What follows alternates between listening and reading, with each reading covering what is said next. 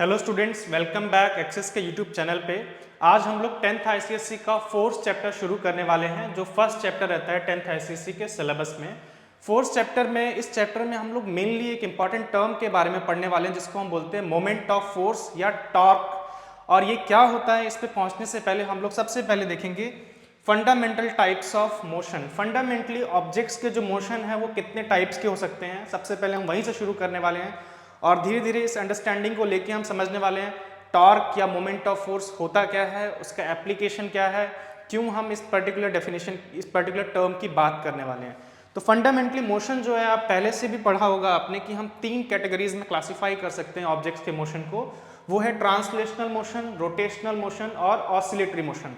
Translational motion क्या होता है? अगर कोई ऑब्जेक्ट जो है वो एक लोकेशन से दूसरे लोकेशन शिफ्ट होता है, सिंपली एक लोकेशन से दूसरे लोकेशन शिफ्ट होता है, तो हम बोलेंगे वो ट्रांसलेशनल मोशन कर रहा है। ट्रांसलेशनल मोशन बहुत कॉमन है, आप व्हीकल्स का मोशन देख सकते हैं रोड्स पे, या फिर अर्थ का motion around the sun overall translational motion है, क्योंकि अर्थ एक लोकेशन से दूसरी लोकेशन शिफ्ट होती है। ट्रांसलेशनल मोशन दो टाइप का हो सकता है, रेक्टिलिनियर मोशन और कर्विलिनियर मोशन। क्योंकि एक लोकेशन से दूसरे लोकेशन जाने के लिए आप या तो स्ट्रेट पाथ पे मूव कर सकते हैं या कर्व पाथ पे मूव करके जा सकते हैं। अगर आप स्ट्रेट पाथ पे मूव करके जा रहे हैं तो उसको हम बोलते हैं रेक्टिलिनियर मोशन। अगर आप कर्व पाथ पे मूव करके जा रहे हैं तो उसको हम बोलते हैं कर्विलिनियर मोशन। तो ये दोनों ही केस जो है ट्रांसलेशनल मोशन के अंदर आते हैं। दूसरा टाइप जो है रोटेशनल मोशन। आप जानते हैं रोटेशनल मोशन क्या होता है, हम लोग थोड़ा सा उसके डिटेल में आगे जाने वाले हैं। फिर भी आपने ऑब्जेक्ट्स को रोटेट करते हुए देखा है, जैसे कि आपके घर में जो सीलिंग फैन है उसका मोशन कैसा है, रोटेशनल मोशन आप बोलेंगे। अर्थ का मोशन अराउंड इट्स एक्सिस, उसके एक्सिस के अबाउट जो मोशन है वो रोटेशनल मोशन है। लेकिन अगर हम सन के अराउंड जो रेवोल्यूशन वाला पार्ट है उस पर फोकस करें तो वो ट्रांसलेशन के अंदर आएगा, क्योंकि अर्थ एक लोकेशन से दूसरे लोकेशन जा रही है। और ट्रांसलेशन के साथ साथ वो कर्विलिनियर के अंदर आएगा, क्योंकि वो एक कर्व पाथ पे है, क्लोज्ड कर्व पाथ में अर्थ मूव कर रही है। तो रोटेशनल मोशन में क्या खास होता है उस पर तो हम आने ही वाले हैं। इस चैप्टर में हम स्पेशली रोटेशनल मोशन पे फोकस करने वाले हैं। तो रोटेशनल मोशन का आपको रफ आइडिया है, इसलिए मैं उसमें अभी डिटेल में नहीं जा रहा हूँ। जैसे ही हम आगे बढ़ेंगे मैं आपको बताऊंगा रोटेशनल मोशन की डेप्थ में कुछ चीज़ें हम देखने की कोशिश करेंगे। और तीसरा टाइप है oscillatory motion. Oscillatory motion in दोनों से डिफरेंट है। ऑसिलेटरी मोशन जो है टू एंड फ्रो मोशन होता है, जैसे पेंडुलम का मोशन होता है, एक पर्टिकुलर पोजीशन से फॉरवर्ड एंड बैकवर्ड बार बार ये मोशन रिपीट होता है, इसको हम ऑसिलेटरी मोशन बोलते हैं। ऑसिलेटरी मोशन भी हमको देखने को मिलता है नेचर में बहुत जगह, स्पेशली जब साउंड वेव्स, साउंड के बारे में आपने पढ़ा, तो साउंड वेव्स जब ट्रेवल करती हैं एक मीडियम में, तो उस मीडियम के पार्टिकल्स एक्चुअल में ऑसिलेट करते हैं, ऑसिलेटरी मोशन करते हैं, टू एंड फ्रो मोशन करते हैं।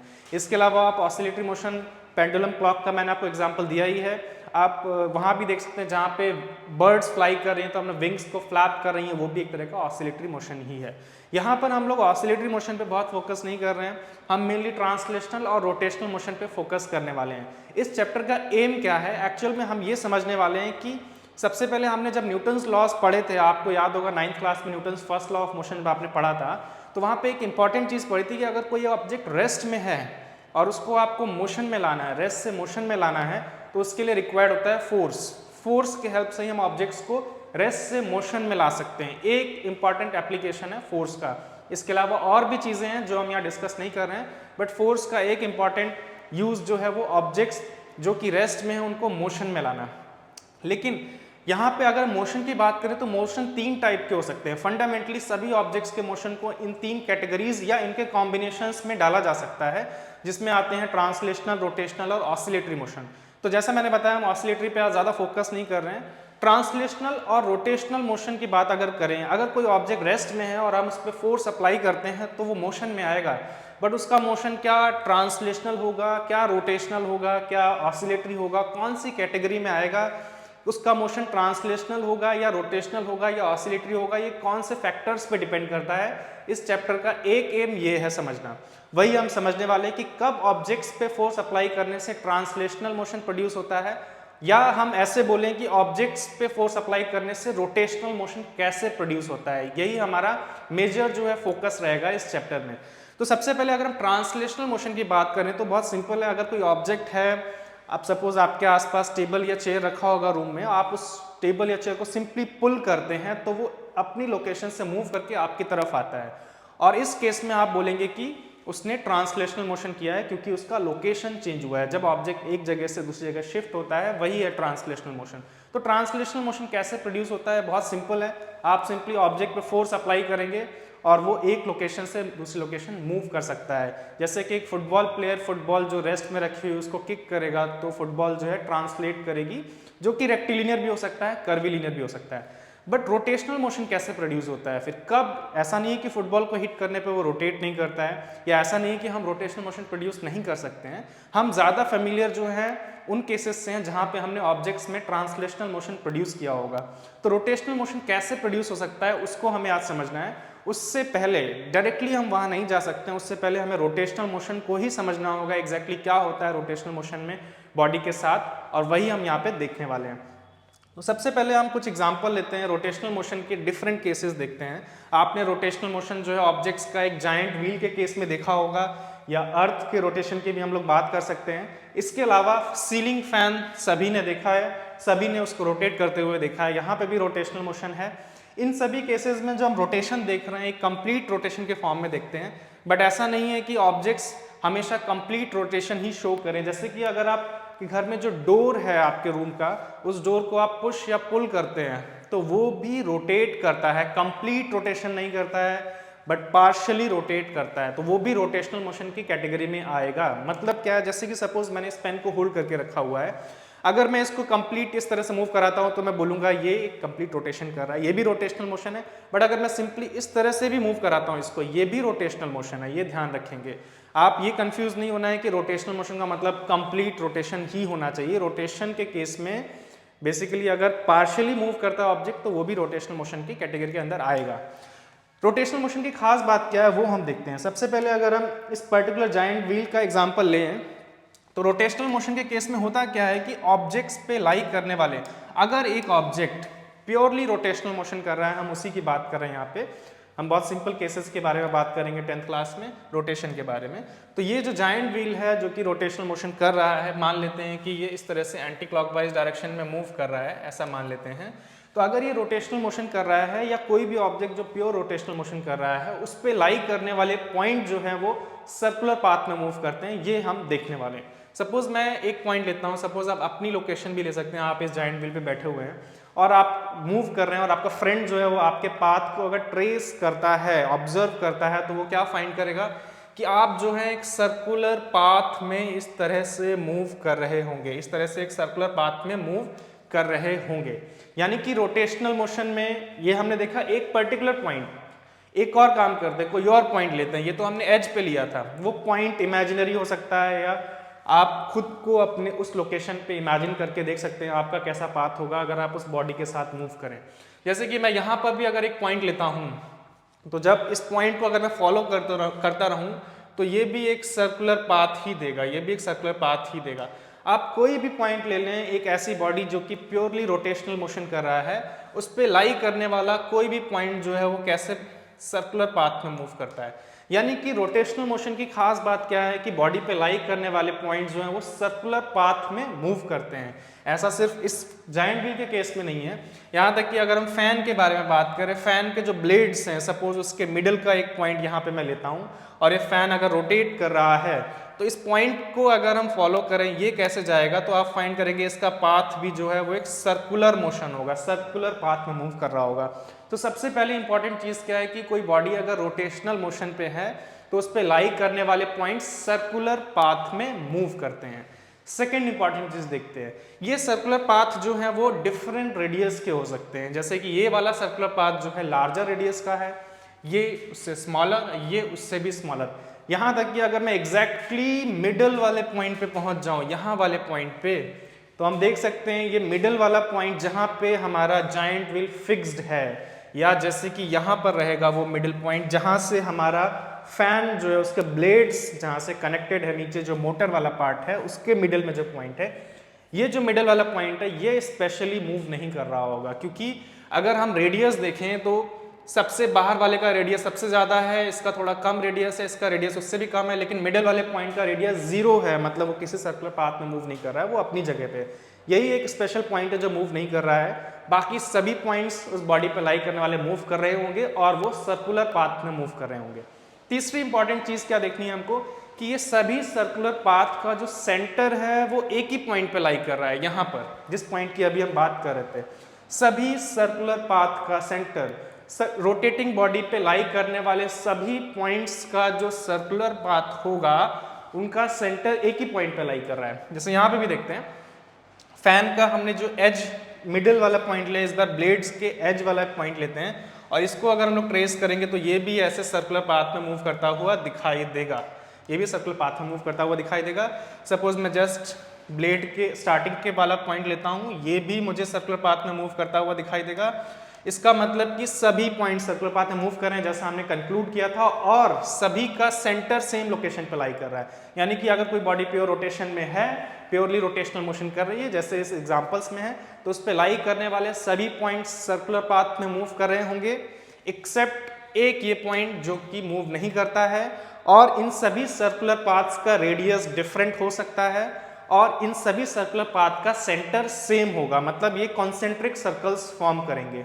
ये जो पॉइंट है जहां पे सबका सेंटर लाई कर रहा है, अगर आप नोटिस करें एक्चुअल में इस पॉइंट को जनरली इस केस में जहां पे ये फिक्स्ड है, जिस पॉइंट पे हमारा ये जो जायंट व्हील है फिक्स्ड है, इस पॉइंट को हम लोग बोलते हैं पाइवोटेड पॉइंट। ये इंपॉर्टेंट है टर्म, याद रखेंगे। इस पॉइंट को बोलते हैं पाइवोटेड पॉइंट। पाइवोट का मतलब जिस पे सपोर्टेड है, पाइवोटेड पॉइंट। तो ये जायंट व्हील जो है इस पॉइंट पे सपोर्टेड है, ये पॉइंट को हम बोलते हैं पाइवोटेड पॉइंट। पाइवोटेड पॉइंट, तो पाइवोटेड पॉइंट, अगर कोई बॉडी जो है हमने किसी पॉइंट पे फिक्स कर रखा है और वो रोटेट कर रहा है, उस केस में जो फिक्स्ड पॉइंट है वही पाइवोटेड पॉइंट होता है और वही होता है centre of all the circular paths executed by all the particles और points lying on the body. ये पाइवोटेड पॉइंट ही जो है वो सेंटर होता है सभी सर्कुलर पाथ का, ये ध्यान रखेंगे। एक चीज और ध्यान रखनी है, किसी बॉडी के रोटेशन में होने के लिए ये नेसेसरी नहीं है कि वो पाइवोटेड ही होना चाहिए। जैसे कि अर्थ जो है वो भी रोटेट कर रही है बट वो कहीं किसी पॉइंट पे पाइवोटेड नहीं है, ये ध्यान रखेंगे। बट हम जब अभी इनिशियली इस चैप्टर को जब पढ़ रहे हैं तो हम लोग सिर्फ उन्हीं केसेस की बात करने वाले हैं जिसमें एक बॉडी को हमने किसी पॉइंट पे पाइवोट कर रखा है। पाइवोट करने से क्या होगा, बॉडी सिर्फ प्योरली रोटेशनल मोशन कर पाएगी। तो हम ध्यान रखेंगे, हम उन्हीं केसेस की बात करेंगे जहां पे हमारी बॉडी किसी पॉइंट पे फिक्स्ड है। फॉर एग्जांपल सपोज मैं आपका पेन आप लेते हैं और उसको नेल कर देते हैं वॉल पे, तो हम बोलेंगे अब ये पाइवोटेड है उस पर्टिकुलर पॉइंट पे। अब अगर आप उसको घुमाने की कोशिश करें तो वो उसी जगह पे उस पाइवोटेड पॉइंट के अबाउट रोटेशनल मोशन करेगा। ठीक, दूसरा जो है पाइवोटेड पॉइंट के साथ साथ हम एक टर्म, अच्छा यहाँ पे भी देख लेते हैं, यहाँ पे डोर के केस में पाइवोटेड पॉइंट कहाँ पर है। तो देखते हैं इस डोर पे लाई करने वाले जो पॉइंट्स हैं उनका पाथ ड्रॉ करते हैं। यहाँ पे एक पॉइंट हमें मिला है और अगर ये डोर सपोज इस तरह से जैसा दिखाया गया डायग्राम में इसी तरीके से रोटेट कर रहा है, उस केस में ये पाइवोटेड पॉइंट का मोशन कुछ ऐसा होगा, सर्कुलर आर्क में होगा कुछ ऐसा। और कोई पॉइंट लेते हैं, अगर मैं थोड़ा क्लोजर लेता हूं, ये हम लोग टॉप वाले पार्ट पे पॉइंट ले रहे हैं, इसका सर्कुलर पाथ कुछ ऐसा होगा, कंप्लीट रोटेशन अगर नहीं कर रहा है, इसका सर्कुलर पाथ कुछ ऐसा होगा। ये तीनों पॉइंट जो है सर्कुलर पाथ में मूव कर रहे हैं ऑफ वेरिंग रेडियाई। इसका रेडियस कम है, इसका ज्यादा है, इसका और भी ज्यादा है, लेकिन ये पॉइंट्स मैंने डोर के ऊपर वाले रीजन में लिए हैं। अच्छा, इन सभी का जो सेंटर है वो कहाँ लाई करेगा, वो यहाँ कहीं लाई करेगा जहां पे ये डोर फिक्स्ड है, हिंज्ड है, उसी लाइन पे कहीं लाई करेगा यहाँ पर। लेकिन इस चीज में हम एक और चीज देखने वाले हैं, यहाँ तो ये है वो पॉइंट जहां पे जो इन सभी सर्कुलर पाथ का सेंटर होगा। अगर मैं इसके जस्ट हाफ लेंथ पे एक पॉइंट लेता हूं और उसके लिए सर्कुलर पाथ ड्रॉ करता हूं तो वो कुछ ऐसा बनेगा सर्कुलर पाथ। और अगर इसी लाइन में मैं यहाँ पर एक पॉइंट लेता हूं तो वो कुछ ऐसा बनेगा। इसी हाइट पे यहाँ पर एक पॉइंट लेता हूं तो सर्कुलर पाथ कुछ ऐसा होगा। इनका सेंटर लेकिन यहाँ नहीं लाई करने वाला है क्योंकि ये एक डिफरेंट प्लेन में है, एक लोअर प्लेन में है। जैसे कि अपर प्लेन में ये घूम रहे थे, सबका सर्कुलर पाथ सेंटर यहाँ था। अब लोअर प्लेन में घूम रहे तो सबका सेंटर भी नीचे होगा, यानी इसका सेंटर यहाँ कहीं नीचे लाई करेगा, इन सभी सर्कुलर पाथ का सेंटर। ऐसे ही अगर हम फॉलो करें बाकी पॉइंट्स के लिए, मतलब हम उन बॉडीज की बात करें जिनका कुछ विड्थ भी है, जैसे जायंट व्हील के हमने विड्थ को कंसिडर नहीं किया था, हमने एक ही प्लेन की बात की थी, लेकिन यहाँ पे क्या है, विड्थ है। तो अलग अलग पॉइंट्स जो हैं वो अलग अलग सर्कुलर पाथ में मूव तो कर रहे हैं लेकिन उनके सेंटर्स भी अलग लोकेशंस पे हैं। जैसे कि यहाँ पे देखेंगे तो इनके सेंटर्स भी यहाँ कहीं लाई करेंगे। अब आपको यहाँ पे ध्यान रखना है कि ज़रूरी नहीं है कि बॉडी के ऊपर एक ही पॉइंट हो जो कि सभी सर्कुलर पाथ का सेंटर होगा। ऐसे केसेस में बहुत सारे पॉइंट्स हो सकते हैं जो डिफरेंट पॉइंट्स के सर्कुलर पाथ का सेंटर होंगे, लेकिन सब में कॉमन क्या होगा, सभी पॉइंट्स जो हैं वो अभी भी सर्कुलर पाथ में मूव कर रहे हैं। और इस केस में यहाँ पर हम बोल सकते हैं एक से ज़्यादा पाइवोटेड पॉइंट है, आप इसको पाइवोटेड पॉइंट की तरह ट्रीट कर सकते हैं। ये सभी पॉइंट्स जो हैं पाइवोटेड पॉइंट की तरह ट्रीट किए जा सकते हैं, ये ध्यान रखेंगे। कैसे बॉडी के लिए ऐसा होगा, जो थोड़ा सा एक्सटेंडेड होगा, जिसका कुछ थिकनेस होगा, जो एक ही प्लेन में होगा उसमें एक ही पाइवोटेड पॉइंट होगा, ये हमें ध्यान रखना है। अब हम एक टर्म के बारे में बात करने वाले हैं जिसको बोलते हैं axis of rotation. Axis of rotation किसको बोलते हैं? एक्चुअल में ये एक इमेजिनरी लाइन है, ये कैसे यूजफुल है ये हम आगे देखेंगे, बट ये एक इमेजिनरी लाइन है जो पास करती है पाइवोटेड पॉइंट से। पाइवोटेड पॉइंट से पास करने वाली एक इमेजिनरी लाइन को हम लोग बोलते हैं एक्सिस ऑफ रोटेशन। लेकिन इसमें एक कंडीशन है, पाइवोटेड पॉइंट तो एक सिंगल पॉइंट है और यहाँ से पास कर सकती हैं इन्फिनिट नंबर ऑफ लाइंस। अगर आपको ड्रॉ करना है ऐसी लाइंस जो पाइवोटेड पॉइंट से पास कर रही हैं तो वो बहुत सारी हो सकती हैं, इन्फिनिट लाइंस हो सकती हैं। इनमें से किस इमेजिनरी लाइन को हम एक्सिस ऑफ रोटेशन बोलेंगे? एक ऐसी इमेजिनरी लाइन जो पाइवोटेड पॉइंट से पास करे और जिस प्लेन में हमारा बॉडी रोटेशनल मोशन कर रहा है या सर्कुलर पाथ जिस प्लेन में है उसके परपेंडिकुलर होना चाहिए। जैसे कि जायंट व्हील वर्टिकल प्लेन में इस तरह से रोटेट कर रहा है या सारे सर्कुलर पाथ ऐसे वर्टिकल में हैं तो इसके परपेंडिकुलर ये डायरेक्शन होगा। यानी कि यहाँ पर जो एक्सिस ऑफ रोटेशन है जो कि पाइवोटेड पॉइंट से पास करने वाली इमेजिनरी लाइन होगी वो इसके परपेंडिकुलर होगी, इसके थ्रू पास करेगी, जो एक्सल होगा जिसमें ये व्हील लगा हुआ है। वैसे यहाँ देखते हैं, यहाँ पे जो सर्कुलर पाथ है वो हॉरिजॉन्टल प्लेन में है, सभी सर्कुलर पाथ हॉरिजॉन्टल प्लेन में है। अगर हम इस पॉइंट को पाइवोटेड पॉइंट के ट्रीट करें तो इस हॉरिजॉन्टल प्लेन के परपेंडिकुलर जो इमेजिनरी लाइन होगी और जो पाइवोटेड पॉइंट से पास करेगी वो यहाँ पे पहले से ड्रॉ की गई है। इस इमेजिनरी लाइन को ही हम लोग बोलते हैं एक्सिस ऑफ रोटेशन, इसको हम लोग बोलते हैं एक्सिस ऑफ रोटेशन। एक और एग्जांपल से हम लोग समझ लेते हैं एक्सिस ऑफ रोटेशन क्या है, बहुत सिंपल तरीके से। जैसे डोर के केस में ये सभी सर्कुलर पाथ हॉरिजॉन्टल प्लेन में है और इन सभी के पाइवोटेड पॉइंट्स यहाँ कहीं लाई कर रहे हैं, या बोलेंगे इन सभी सर्कुलर पाथ के सेंटर्स यहाँ कहीं लाई कर रहे हैं। अगर आप एक इमेजिनरी लाइन बनाते हैं, ध्यान रखेंगे सभी हॉरिजॉन्टल प्लेन में ही घूम रहे हैं, चाहे ऊपर वाले पॉइंट्स हों चाहे नीचे वाले पॉइंट्स हों, सभी हॉरिजॉन्टल प्लेन में घूम रहे हैं। इसका मतलब एक्सिस ऑफ रोटेशन जो है वो वर्टिकल होगा। कहाँ से पास करेगा? पाइवोटेड पॉइंट से पास करेगा। तो अगर आप उनको फाइंड करने की कोशिश करेंगे तो वो ये वाली लाइन होगी जो इन सभी पाइवोटेड पॉइंट से पास कर रही होगी, सभी सर्कुलर पाथ के सेंटर से पास कर रही होगी। ये वो इमेजिनरी लाइन है जिसको हम बोलेंगे एक्सिस ऑफ रोटेशन। तो मेरे ख्याल से आपको एक्सिस ऑफ रोटेशन समझ में आया होगा। एक्सिस ऑफ रोटेशन एक इमेजिनरी लाइन है जो उन सभी सर्कुलर पाथ के सेंटर से ही पास करती है और जो रोटेशन का प्लेन है उसके परपेंडिकुलर होती है। जिस केस में बॉडी पाइवोटेड होगा वो सर्कुलर पाथ के सेंटर्स भी वहीं लाई करेंगे पाइवोटेड पॉइंट्स पे। उन केस में हम बोल सकते हैं axis of rotation pivoted point के थ्रू पास करती है और प्लेन ऑफ रोटेशन के परपेंडिकुलर होती है। तो ये है एक्सिस ऑफ रोटेशन। इसका यूज क्या है वो हम अब आगे देखने वाले हैं। तो अभी तक हमने कुछ अंडरस्टैंडिंग क्रिएट की है रोटेशनल मोशन की। रोटेशनल मोशन में हमने समझा कि सभी पार्टिकल्स जो कि उस पर लाई कर रहे हैं बॉडी पे, जो प्योर रोटेशन में वो सर्कुलर पाथ पे मूव करेंगे, जो कि कंसेंट्रिक सर्कल्स होंगे, अलग अलग रेडियाई के हो सकते हैं, सबका सेंटर एक ही लोकेशन पे लाई करेगा और वहीं से पास करेगा एक्सिस ऑफ रोटेशन जो कि एक इमेजिनरी लाइन है। इसी को लेके हम लोग आगे चलते हैं और इसी के थ्रू हम समझने वाले हैं कि रोटेशनल मोशन कब प्रोड्यूस होता है। ऑब्जेक्ट्स पे अगर हम फोर्स अप्लाई करेंगे लेकिन रोटेशनल मोशन कब प्रोड्यूस होगा वो हम इसी के थ्रू समझेंगे। तो सबसे पहले यहाँ पे मैंने एक एग्जांपल के लिए व्हील लिया हुआ है, आप इसको व्हील की तरह ट्रीट कर सकते हैं। सपोज ये एक व्हील है, अगर और कुछ इमेजिन करना, आप एक डिस्क इमेजिन कर सकते हैं। आपने कार्डबोर्ड लिया है और उसको फिक्स कर दिया है वॉल से, पाइवोट कर दिया है। फिक्स करने का मतलब एक पॉइंट पे पाइवोट कर दिया है। सपोज ये रहा वो पॉइंट, इस पॉइंट को हम लोग O से डिनोट करते हैं, इस पॉइंट पे फिक्स कर दिया है। और कुछ इमेजिन करना, आप स्टीयरिंग व्हील की तरह भी इसको इमेजिन कर सकते हैं। ये एक स्टीयरिंग व्हील है जो सेंटर पे फिक्स्ड होगा और ये इसके एजेस है जहाँ से इसको होल्ड करके घुमाया जा सकता है। अब हम लोग यहाँ पे देख रहे हैं कुछ लाइंस के एरोज ड्रॉ किए गए हैं। ये लाइंस एरोज जो हैं फोर्स को रिप्रेजेंट कर रहे हैं। मैं इनको नेमिंग कर देता हूँ। इसको मैं बोल देता हूँ, सबसे पहले इस फोर्स का नाम मैं F1 लिख देता हूँ, इसको लिख देते हैं हम लोग F2, this is F3, this is F4 and this is F5। अब मेरा यहाँ पे क्वेश्चन आपसे ये है कि आपको क्या लगता है कि इनमें से, इन 5 फोर्सेस में से F1, F2, F3, F4, F5, इन फोर्सेस में से कौन सा फोर्स जो है यहाँ पर इस बॉडी में रोटेशनल मोशन प्रोड्यूस कर सकता है? कौन सा फोर्स रोटेशनल मोशन प्रोड्यूस कर सकता है और कौन सा फोर्स नहीं कर सकता है?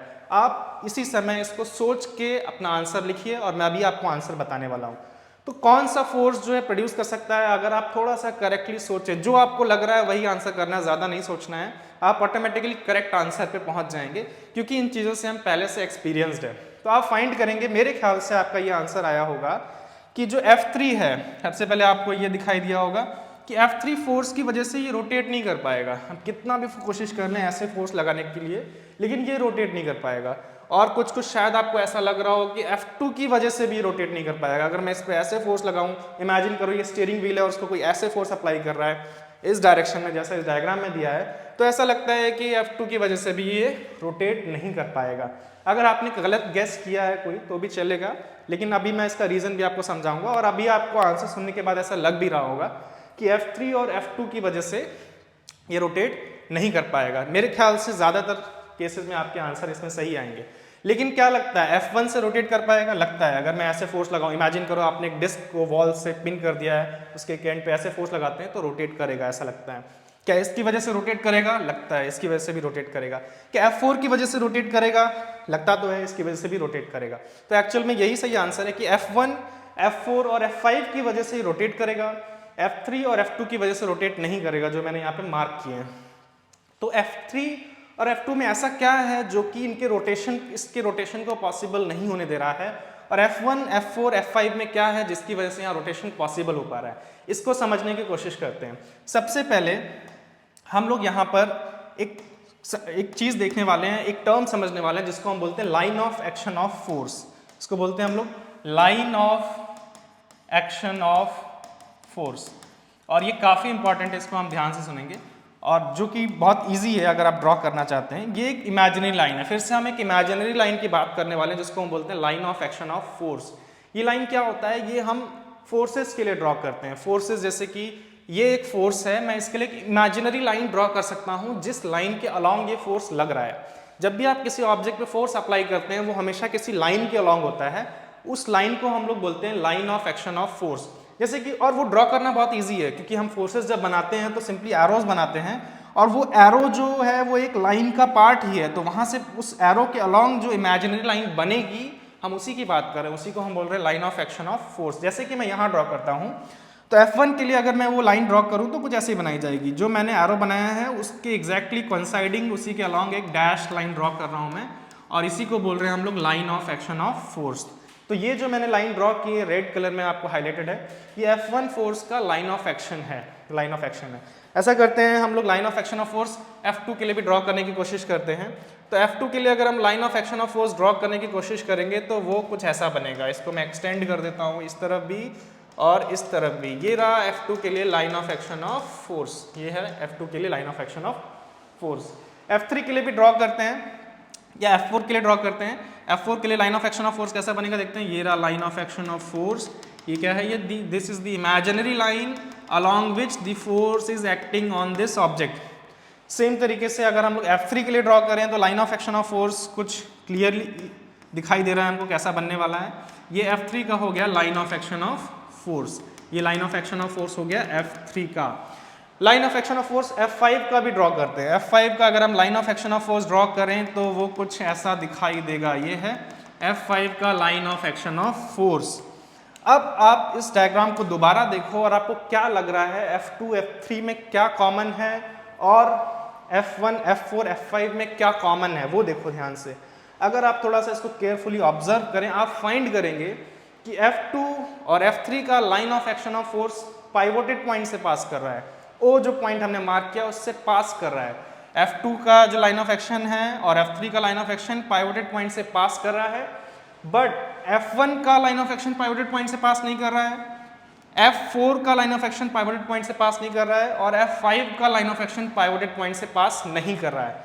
तो यहां से कुछ समझ में आ रहा है कि जब जिस फोर्स का line of action pivoted point से पास करेगा, जैसे कि F2 एंड F3, उस केस में हमें रोटेशनल मोशन नहीं मिल रहा है। जिस केस में फोर्स का line of action pivoted point से पास नहीं करेगा, उस केस में हमें रोटेशनल मोशन मिल रहा है। तो यहाँ से हमें क्या पता चला कि अगर हम चाहते हैं कि एक बॉडी जो कि पाइवोटेड है किसी पॉइंट पे और उसमें रोटेशनल मोशन प्रोड्यूस हो, तो हम जो फोर्स अप्लाई करेंगे वो पास होना, वो उसके उसका जो लाइन ऑफ एक्शन है वो पाइवोटेड पॉइंट से पास नहीं होना चाहिए, पाइवोटेड पॉइंट से पास नहीं होना चाहिए, जैसे कि इन तीनों केसेस में। या हम इसको एक और तरीके से बोल सकते हैं कि जो line of action of force है वो एक्सिस ऑफ रोटेशन से पास नहीं होना चाहिए।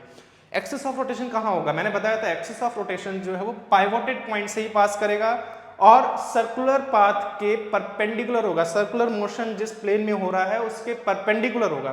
तो अगर ये सर्कुलर मोशन इस तरह से मूव कर रहा है, इसका सर्कुलर मोशन सपोज इस तरह से हो रहा है, जैसा कि इसी तरीके से होने वाला पाइवोटेड इस तरीके से है, तो अगर इस प्लेन में ये घूमेगा तो पाइवोटेड पॉइंट से पास करने वाला जो इमेजिनरी लाइन है जो कि प्लेन के परपेंडिकुलर है वो इस तरह से होगा।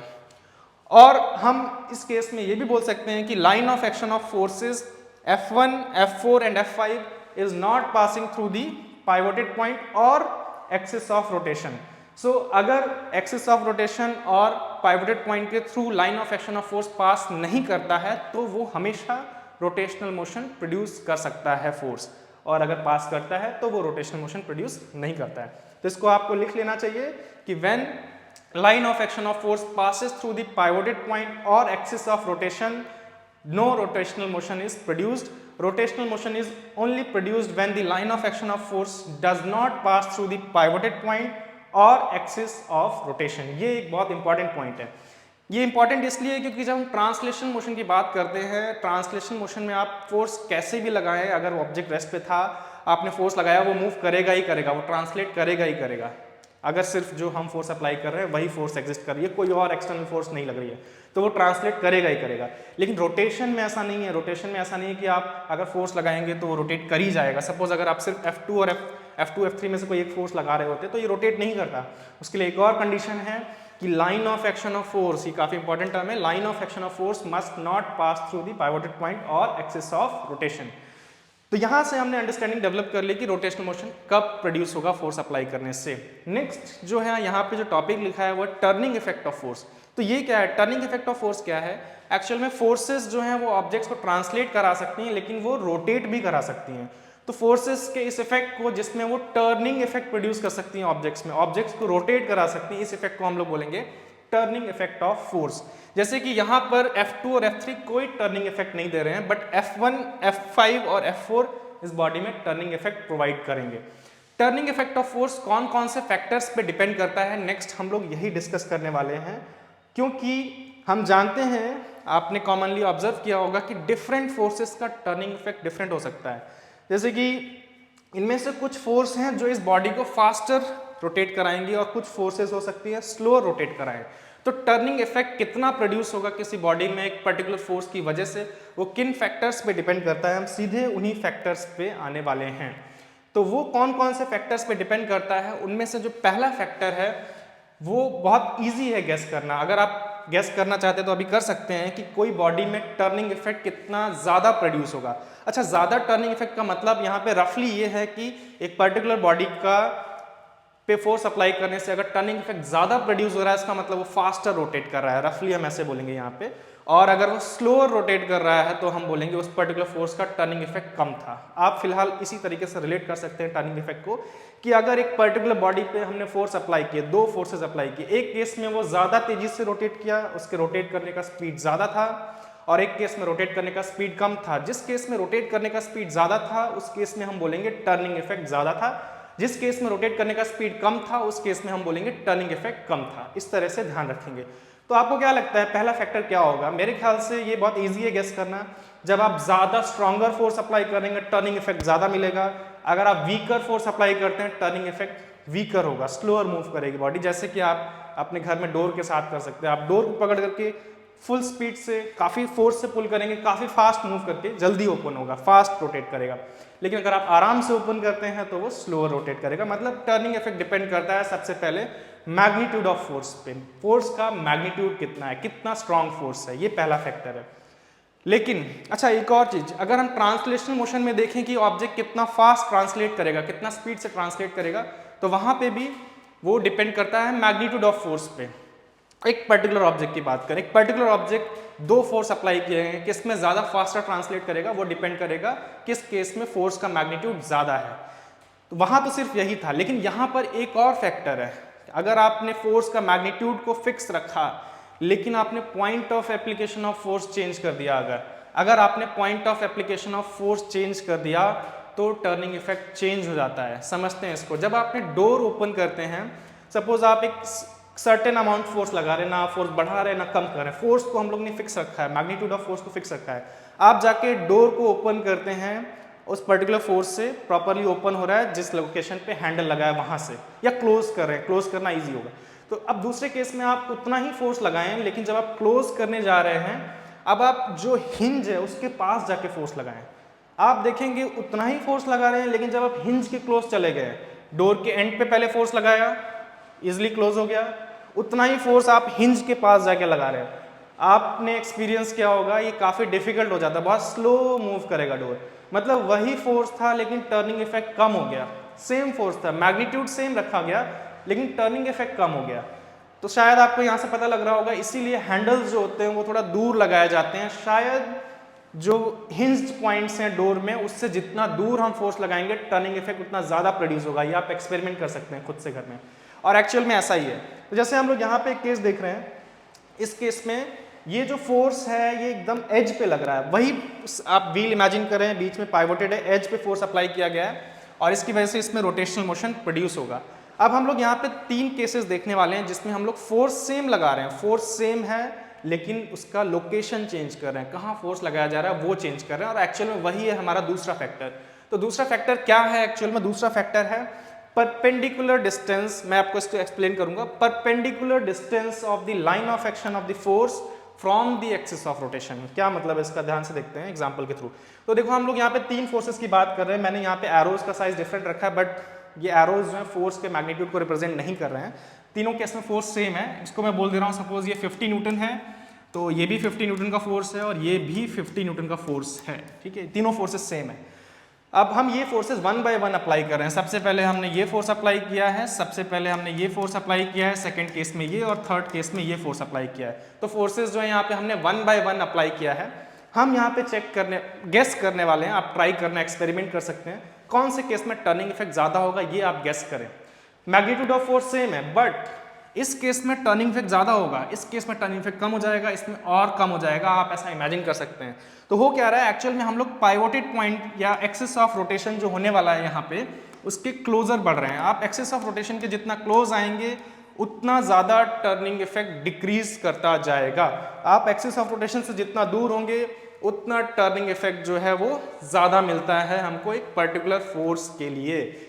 इसीलिए हैंडल्स जो हैं डोर्स में एजेस पे लगे होते हैं। हिंज से मैक्सिमम कितना दूर हो सकता है। कभी आपने नहीं देखा होगा कि डोर के जो हैंडल्स हैं वो मिडिल में लगे डोर के, या हिंज के क्लोजर लगे, कभी नहीं देखा होगा आपने। ठीक है, तो अब हम यहाँ पे क्या देखने वाले हैं कि एग्जैक्टली क्या फैक्टर है, कौन से डिस्टेंस की बात हो रही है वो देखते हैं। तो डिस्टेंस कौन सा है, हम बात कर रहे हैं उसी चीज की कि line of action of force जो है, इस फोर्स का लाइन ऑफ एक्शन ये रहा, इस फोर्स का लाइन ऑफ एक्शन ये रहा, इस फोर्स का लाइन ऑफ एक्शन ये रहा, और इस फोर्स का लाइन ऑफ एक्शन ये रहा।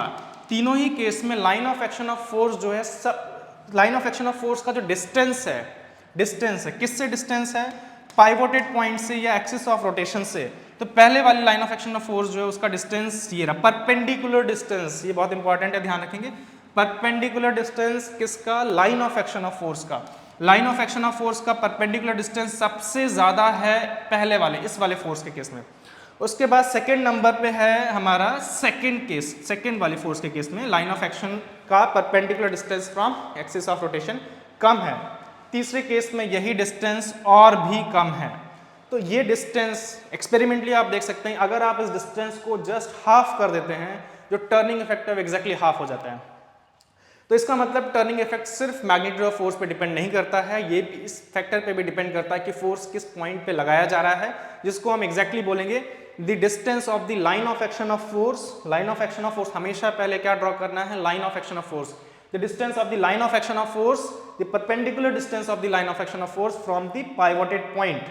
मतलब एक एग्जांपल और लेते हैं इसको अच्छे से क्लियर करने के लिए। सपोज एक फोर्स ऐसे लगाया जा रहा है, इस तरह से लगाया जा रहा है, तो इस केस में line of action of force जो है बनेगा वो कुछ ऐसा बनेगा। ये बहुत ईजी है ड्रॉ करना, line of action of force. और कौन से डिस्टेंस की हम लोग बात कर रहे हैं? पाइवोटेड पॉइंट से परपेंडिकुलर डिस्टेंस। ये रहा पाइवोटेड पॉइंट और एक्सिस ऑफ रोटेशन भी बोल सकते हैं। पाइवोटेड पॉइंट और एक्सिस ऑफ रोटेशन से परपेंडिकुलर डिस्टेंस इस फोर्स का कुछ यहां पर आएगा। ये वो डिस्टेंस, परपेंडिकुलर डिस्टेंस, इस पर्टिकुलर डिस्टेंस पे डिपेंड करेगा कि टर्निंग इफेक्ट कितना ज्यादा होगा। यानी टर्निंग इफेक्ट डिपेंड करता है दो फैक्टर्स पे, magnitude of force and the perpendicular distance of the line of action of force from the pivoted point और एक्सिस ऑफ रोटेशन। तो यहीं पे हम लोग एक क्वांटिटी को डिफाइन करने वाले हैं, जिस क्वांटिटी को हम बोलते हैं मोमेंट ऑफ फोर्स, जो मैंने आपको इस पर्टिकुलर क्लास के स्टार्टिंग में बताया था, जिसके बारे में हम आज यहाँ पे पढ़ने वाले हैं। और उस क्वांटिटी का नाम है मोमेंट ऑफ फोर्स, या फिर इसका एक और नाम है, दोनों नेम में यहाँ लिख रहा हूँ, ध्यान से देखेंगे। एक तो हम बोलते हैं इसको moment of force, moment of force, moment of force, और इसका दूसरा नाम है टॉर्क, इसका दूसरा नाम है टॉर्क। ये दो क्वांटिटीज नहीं हैं, ये एक ही क्वांटिटीज की बात हो रही है, जिसके दो नेम्स हैं। हम क्या करने वाले हैं? एक्चुअल में हम टर्निंग इफेक्ट ऑफ फोर्स को मेजर करने वाले हैं।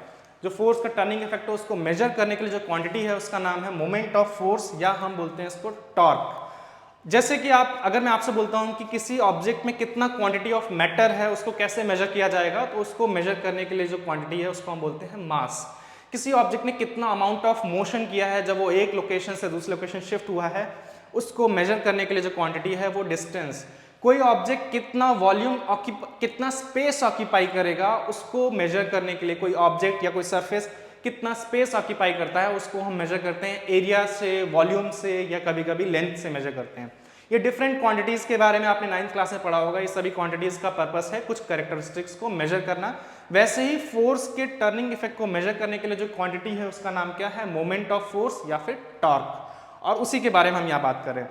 इसको रिप्रेजेंट करने के लिए जो सिंबल यूज किया जाता है वो है टाओ। ये सिंबल ग्रीक लेटर है, जैसे आपने अल्फा बीटा गामा देखे होंगे। आप अगर ये पहली बार सुन रहे हैं तो इसका स्पेलिंग है TAU, टाओ बोलते हैं इसको, टाओ। इस सिंबल का नाम टाओ है, टाओ से रिप्रेजेंट करते हैं। और क्लियरली आप देख सकते हैं जो टाओ यानी कि टर्निंग इफेक्ट ऑफ फोर्स है, it is directly proportional to the magnitude of force. Magnitude of force को हम F से डिनोट कर रहे हैं। और दूसरा, this tau is directly proportional to the perpendicular distance of the line of action of force from the pivoted point और axis of rotation, जिसको मैं R और ये परपेंडिकुलर सिंबल से रिप्रेजेंट कर रहा हूँ। इन दोनों फैक्टर्स के डायरेक्टली प्रोपोर्शनल है। कैसे आप इसको बिल्कुल मेजर कर सकते हैं? आप फोर्स डबल करेंगे, आप देखेंगे टर्निंग इफेक्ट डबल हो जाएगा। आप डिस्टेंस को डबल करेंगे, आप देखेंगे टर्निंग इफेक्ट डबल हो जाएगा। डिस्टेंस को हाफ करेंगे, आप देखेंगे टर्निंग इफेक्ट हाफ हो जाएगा। फोर्स को हाफ करेंगे, आप देखेंगे टर्निंग इफेक्ट हाफ हो जाएगा। तो ये रिलेशन है। मैथमेटिकली दोनों को कंबाइन किया जा सकता है और ये प्रोपोर्शनल हो जाएगा दोनों के प्रोडक्ट के। यहाँ पे जो प्रोपोर्शनैलिटी कांस्टेंट आता है वो 1 चूज किया जाता है, 1 होता है। इसी वजह से टॉर्क को जब हम डिफाइन करते हैं, it is defined as the product of the torque is defined as the product of the magnitude of force and the perpendicular distance of the line of action of force from the pivoted point or axis of rotation। तो हमारे पास एक simple formula मिल गया है torque का या moment of force का, या एक ऐसी क्वांटिटी का जिससे हम क्या मेजर कर सकते हैं? Turning effect of force. और इसी को यूज करके हमें इस चैप्टर्स के क्वेश्चंस को सॉल्व करना है डिफरेंट कंडीशंस में। कुछ सिंपल चीजें डिस्कस कर लेते हैं पहले ही। सबसे पहली चीज SI यूनिट के बारे में अगर हम लोग बात करें तो टॉर्क का जो SI यूनिट होगा वो हम फॉर्मूले से निकाल सकते हैं। फोर्स का SI यूनिट न्यूटन है और R यानी डिस्टेंस, परपेंडिकुलर डिस्टेंस का यूनिट मीटर है। That means newton metre will be the SI unit of torque. SI unit of torque क्या हो गया? Newton metre. तो हमने अभी अभी क्या देखा? एक फॉर्मूला डिराइव किया है, फॉर्मूला ऑब्टेन किया है, जिससे हम टर्निंग इफेक्ट ऑफ फोर्स को मेजर कर सकते हैं। और ये काफी इंपॉर्टेंट है इस पर्टिकुलर चैप्टर के लिए। कुछ सिंपल एप्लीकेशन देखते हैं इस पर्टिकुलर अंडरस्टैंडिंग के बेस पे, और फिर हम आगे जो है इस पे बेस्ड कुछ न्यूमेरिकल सॉल्व करेंगे।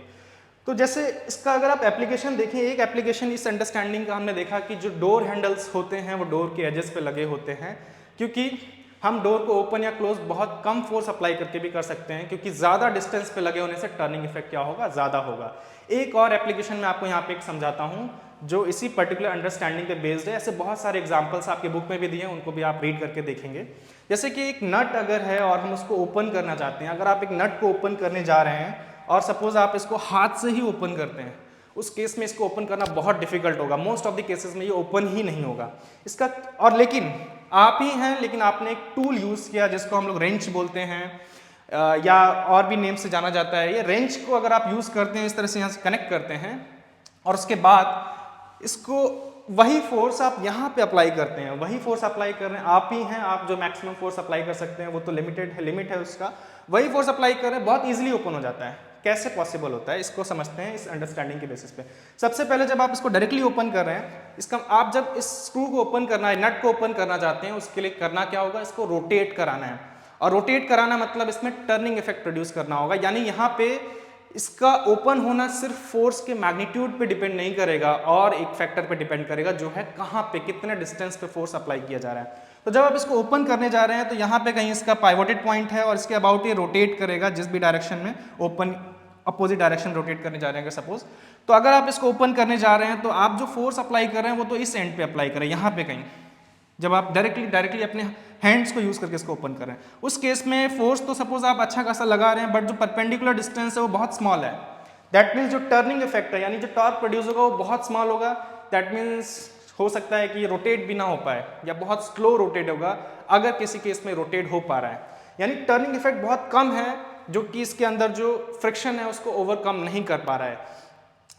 तो इस टर्निंग इफेक्ट को कैसे बढ़ाया जाए, फोर्स उतना ही रखना है, हम कर सकते हैं डिस्टेंस को बढ़ा के। तो वही किया जाता है एक रेंच के हेल्प से। रेंच को या स्पैनर भी बोलते हैं इसको हम लोग। स्पैनर जब यूज करते हैं तो आप बेसिकली क्या कर रहे हैं, आपने इसको कनेक्ट किया, अभी भी आप उसी को रोटेट करा रहे हैं, वही पाइवोटेड पॉइंट है, बट आपने सडनली फोर्स आप यहाँ अप्लाई कर रहे हैं। मतलब आपने जो डिस्टेंस है फोर्स का पाइवोटेड पॉइंट से line of action of force का जो परपेंडिकुलर डिस्टेंस है उसको आपने ड्रास्टिकली इंक्रीज कर दिया है। फ्यू सेंटीमीटर्स से कुछ 10, 20, 30, 40 सेंटीमीटर्स, 50 सेंटीमीटर्स तक आपने इसको इंक्रीज कर दिया है, जिस वजह से सडनली टर्निंग इफेक्ट इंक्रीज कर जाता है, टॉर्क बढ़ जाता है और ये बहुत इजीली ओपन हो जाता है। ये एक और एप्लीकेशन है इस पर्टिकुलर अंडरस्टैंडिंग का बेसिस अंडरस्टैंडिंग का, कि टर्निंग इफेक्ट ऑफ फोर्स जो है वो दो फैक्टर्स पे डिपेंड करता है, सिर्फ फोर्स के मैग्नीट्यूड पे नहीं, वो कहाँ पे अप्लाई किया जा रहा है, किस लोकेशन पे अप्लाई किया जा रहा है। ये हमने आज जो क्लास देखा था ये एक इंट्रोडक्शन था इस पर्टिकुलर टॉपिक पे, और आप इस चैप्टर में इसी टॉर्क के बारे में ही डिटेल में पढ़ने वाले हैं, डिफरेंट टाइप के क्वेश्चंस करने वाले हैं। अभी हमने एक फोर्स की वजह से टॉर्क के बारे में बात की थी। एक बॉडी पे एक साथ एक से ज़्यादा फोर्स लग रहे हो सकते हैं, उनकी वजह से जो टोटल टॉर्क होगा वो कैसे कैलकुलेट किया जाए डिफरेंट कंडीशंस में, कैसे किसी बॉडी को अंडर डिफरेंट फोर्सेज इक्विलिब्रियम में रखा जा सकता है, उसमें रोटेशन टॉर्क लगाया जा रहा है लेकिन टोटल टॉर्क का इफेक्ट कैंसल आउट हो सके, ऐसा कैसे पॉसिबल होगा। ये सारी चीज़ें हम लोग देखेंगे नेक्स्ट क्लास में, और इस पे बेस्ड कुछ न्यूमेरिकल्स। तो ये क्लास हम यहाँ पे एंड करते हैं। Thank you.